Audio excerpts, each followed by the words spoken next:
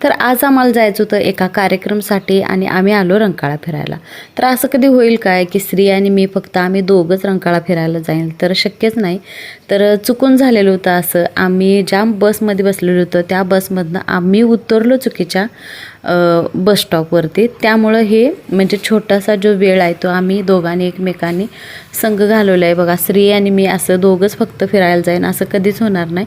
फक्त चुकून आज ते झालेलं होतं, त्यामुळं म्हणलं चला आता आलेलोच आहे तर आपण मस्त थोडा वेळ घालवूया इथं रंकाळ्यावरती. कारण सारखं सारखं तर पप्पा घेऊन येतात, तर आपण दोघं निवांत थोडा वेळ बसूया.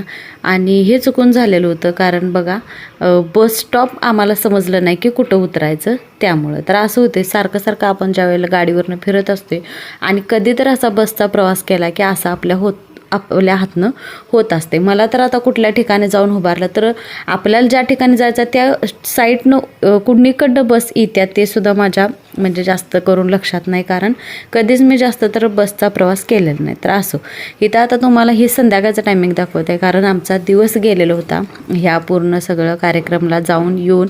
आणि म्हणलं चला इथं आल्यानंतर ह्या बदकांकडे बघितल्यानंतर वाटतं की ह्यांचं आयुष्य किती भारी आहे. निवांत आपलं फक्त पाण्यात बसून राहायचं, इकडं तिकडं फिरायचं, इतकं छान वाटत होतं. तर आता इथं रंकाळापाशी एक म्हणजे पाळणं जे काय ते हे करा लागल्यात, जोडा लागल्यात. आता इथं ज्या वेळेला येईन आम्ही त्यावेळेला त्याचा पण तुम्हाला व्हिडिओ येईलच.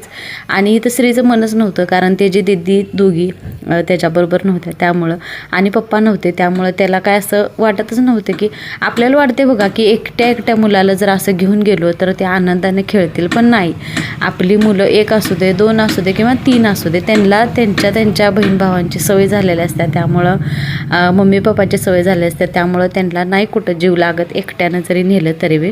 तर श्रीचं तसंच झालेलं होतं आज. तर लग्नातला थोडासाच व्हिडिओ मी शूट केलेला, हा पूर्ण व्हिडिओ तुम्हाला बघायला मिळेल ह्या व्हिडिओच्या खाली जो त्रिकोण दिसतोय तिथं.